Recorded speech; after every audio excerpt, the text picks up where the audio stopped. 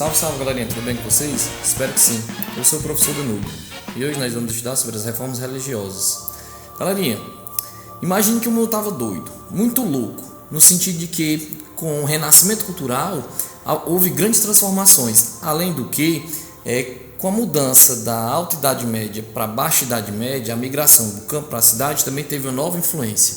E aí começaram-se a se perceber, no caso os líderes, os monarcas que queriam fortalecer um Estado, fortalecer e concentrar o poder nas mãos deles. O que acontece? Eles perceberam o poder da igreja, o poder de influência da igreja. E aí começou-se a surgir algumas repercussões, até que o Papa Pio X quis construir a Basílica de São Pedro. E aí ele quis arrecadar dinheiro nessa situação. E aí começou a vender indulgências ou perdões. Só que aí começou-se a perceber alguns mecanismos que não estavam de acordo com as supostas ideologias cristãs. Um inglês, John Wycliffe, e outro tcheco, que é o Jan Hus ou Jan Hus, como queiram falar, eles traduziram as Bíblias, respectivamente para o inglês e para o tcheco. Começaram a questionar as ações da igreja. E a partir desse processo ficou uma raiz tipo, o negócio não está cheirando bem não. Tem alguma coisa errada aí. Até que um mongezinho novinho no Sacro Império Romano Germânico começou a se levantar e questionar isso daí. Menino, esse negócio não está dando certo não. E aí ele vai se aprofundando nessa questão das vendas das indulgências e questionando essas práticas religiosas. E aí ele criou uma tese chamada a tese dos 95 pontos. E esse rapaz, muito audacioso, vai na igreja de Wittenberg e prega as 95 teses na porta da igreja. E posteriormente ela vai ser traduzida do latim para o alemão. E aí são 95 pontos que começam a ser questionados as práticas religiosas. E no ponto 24 ele diz que o povo está sendo ludibriado, meio que é enganado pela suposta salvação divina, que no caso é a venda das indulgências.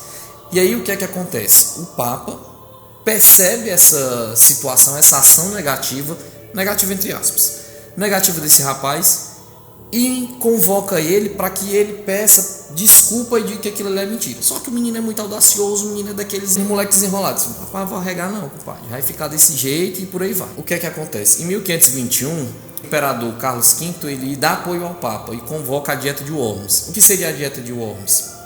Seriam os principados iriam se reunir para julgar o caso do Lutero. Só que muitos desses principados, e aí no caso é a classe nobre, começaram a gostar da ação dele. Disseram, olha que interessante e tal. E deram perdão para o menino. No caso, para o menino que eu falo é o Lutero. E aí o que é que acontece? O imperador, ele não aceita isso. E ele não aceitando isso, o Lutero é condenado à heresia. Só que o moleque se esconde. E aí nesse período que ele passa escondido, ele traduz a Bíblia para o alemão. E aí começa a ganhar força na Europa as reformas religiosas. E as principais causas da questão luterana. A primeira é que a salvação é pela fé. Somente Deus é que pode dar esse perdão, não o homem. A segunda é que a Bíblia é o livro sagrado, a única fonte de fé verdadeira. É por isso que o povo precisa ter esse conhecimento. E lembrem-se que na Alta e Baixa Idade Média quem concentrava o conhecimento era a igreja. Seja o conhecimento filosófico ou seja o conhecimento religioso. E aí é que tem uma mudança de trazer Deus para o centro. Como assim? Normalmente a gente busca o perdão como? Você vai num padre e se confessa, pede perdão e ele leva, porque você não é digno de falar com Deus, para essa ideologia. Aí o padre vai e leva seus pecados a Deus e retorna para você dizendo qual é a sua punição.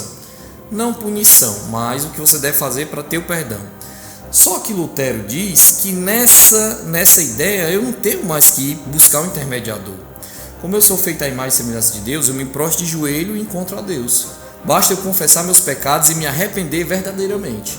Então isso daí já tem uma transformação muito grande, onde eu sou semelhante a Deus, ou nós somos semelhantes a Deus, porque está na Bíblia. Nós somos feitos à imagem e semelhança de Deus. Então nós devemos buscar a Deus na melhor forma, buscando perdão. A pregação religiosa ela não tem que ser feita em latim, ela tem que ser feita na língua local. E por aí vai as ideias de Lutero. E isso daí repercute no mundo.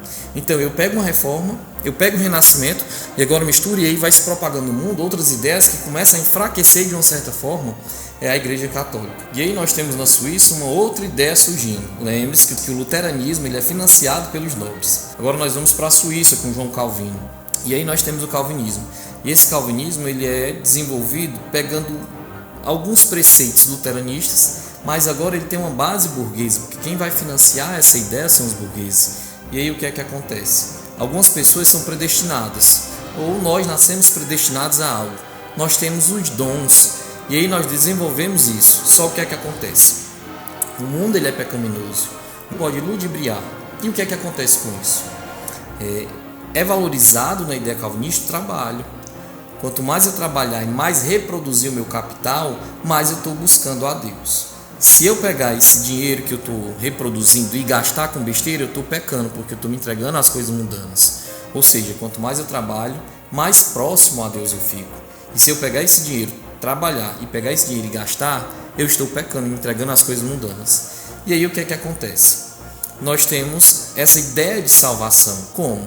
Trabalhe, que trabalho dignifica o homem. Gaste, que você está pecando. Eu vou dar uma boa dica para vocês entenderem. Uma boa pessoa calvinista, o tio Patinhas. E outra coisa é o sociólogo Max Weber, ele explica a ideia do capitalismo nessa essência calvinista, no livro Ética Protestante e o Espírito do Capitalismo. E essa ideia calvinista ela se propaga no Ocidente, aí ela chega na Escócia, onde está o Reino Unido. E aí eles se convertem de calvinistas para puritanos. E tem um conflito muito grande entre essas ideologias que vai fundamentar o nascimento dos Estados Unidos, vai fundamentar cada vez mais uma ideia capitalista, e aí vem a ideia presbiteriana, e aí se propaga cada vez mais essas ideologias. Só que na Inglaterra também começa a surgir uma outra ideia, a ideia anglicana. E essa ideia anglicana é porque o rei Henrique VIII ele queria separar da Catarina de Aragão, porque ela não dava um filho a ele. Aí ele se casa com Ana Bolena. E o que é que acontece com isso daí?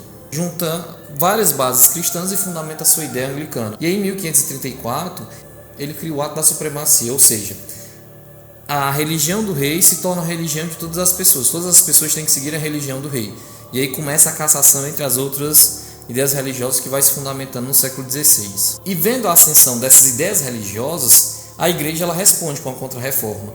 E ela começa a intimidar essas novas propostas surgindo através da Inquisição. Começa a caçar pessoas, que aí a gente lembra, se a gente tem o desenvolvimento do renascimento cultural, que fortalece a ideia da razão em alguns contextos, e também cria uma nova ordem de Jesus, criada pelo espanhol Inácio Loyola, vem os jesuítas.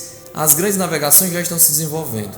Então os jesuítas, a Igreja Católica financia essas navegações, os jesuítas vão juntos nos barcos para buscarem novos cristãos. E nessas práticas também tem o Concílio de Trento, criado em 1545 a 1563, por aí assim.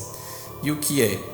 A peste negra também chega na Europa e devasta boa parte da população. E nisso daí, as práticas religiosas não mais cristãs, através das reformas, ganham outras forças. E aí ele vai combater certas ideias. Essa queimação de filme que foi feita pelas reformas, ele vai tentar conciliar mudando alguns contextos. As indulgências ficam proibidas, conserva o culto a Maria, conserva o poder do Papa como máximo e propaga a ideia bíblica que a Bíblia seja o livro verdadeiro. Ele vai determinar algumas obrigações e regras para o surgimento de novos conventos e formação de novos padres. E aí o que é que acontece também? Eles vão criar um index proibitório, ou seja, vão caçar livros ou certas ideias que vão contra o catolicismo. E nisso pega, porque eles vão criar a Inquisição.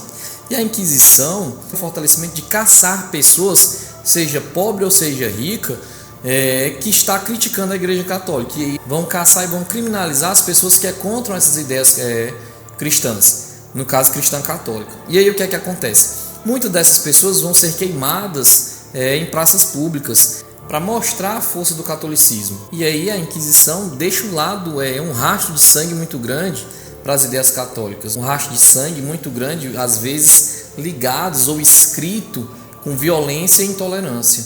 Galerinha, essa foi a aula de hoje e tchau!